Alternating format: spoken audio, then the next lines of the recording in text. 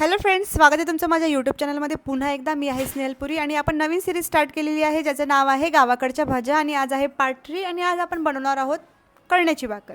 आज कुठलीही भाजी नाही आहे, आज आपण बनवणार आहोत कळण्याची भाकर आणि मस्त झणझणीत ठेचा. तर चला बनवूया कळण्याची भाकर.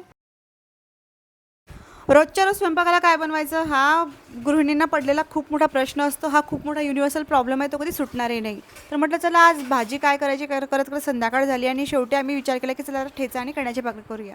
तर इथं आम्ही घेतल्या हिरव्या मिरच्या पण बारीक मिरची असते, जाड मिरची असते. तर मी जाड मिरची आणि एकदम खुडसणी मिरची जी असते ती घेतलेली आहे. म्हणजे तिला तव्यावरती चांगली भाजून घेतली. त्यात लसूण ॲड केला, मीठ ॲड केलं आणि याला चांगलं कुटायचं आहे. मिक्सरपेक्षा ठेचा हा ठेचलेला म्हणजे कुटलेलाच छान लागतो.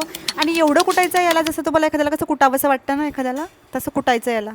आणि अशा प्रकारे ठेचा तयार आहे. त्याच्यात आता मी तुम्हाला इथे एक ट्रिक सांगते. जर तुमच्याकडे कळण्याचं पीठ नसेल तुम्ही बाहेरून दळून आणू शकता. पण जर सपोज मला कंटाळा आला आणि ज्वारीचं पीठ जर असेल ना तुमच्याकडे, तर काळी उडदाची डाळ मिक्सरमधून अशी भरवून काढायची आणि त्याला ज्वारीमध्ये मिक्स करायची.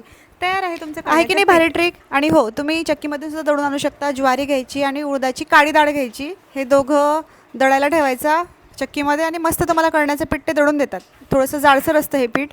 आता अशा प्रकारे कळण्याचं भाकरीचं पीठ हे जे कुस्करलं जातं आहे, पाणी घेऊन त्याला चांगलं कुस्करायचं आणि थोडासा वेळ द्यावा लागतो त्याला, म्हणजे कळण्याची जी भाकर आहे ती तुटत नाही. त्यानंतर ही बघा भाकर रेडी होत आहे. अशा प्रकारे त्याचं भाकर थापून घ्यायची आहे आणि अशी मस्त तव्यावर टाकायची.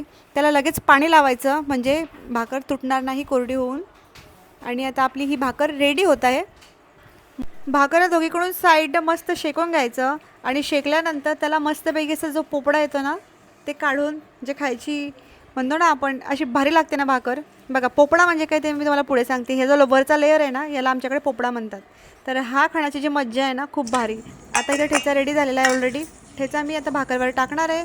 त्याच्यावरती मस्तपैकी तेल टाकणार आहे. बरं तरी मी कांदा घ्यायला विसरली. त्याच्यासोबत कांदा तर पाहिजेच, पण मी विसरली आहे. आणि मला सांगू का, ठेचा भाकर तर आवडतेच खायला, पण त्यासोबत कळण्याची भाकर आणि दूध हे मला अतिप्रिय आहे. माझ्यासारखं असं कोण आहे की ज्याला ठेचा भाकर आवडते पण त्याच्यापेक्षाही जास्त कळण्याची भाकर आणि दूध खायला आवडते? कमेंट बॉक्समध्ये नक्की सांगा. तर व्हिडिओ नेक्स्ट व्हिडिओमध्ये तोपर्यंत टेक केअर, बाय बाय.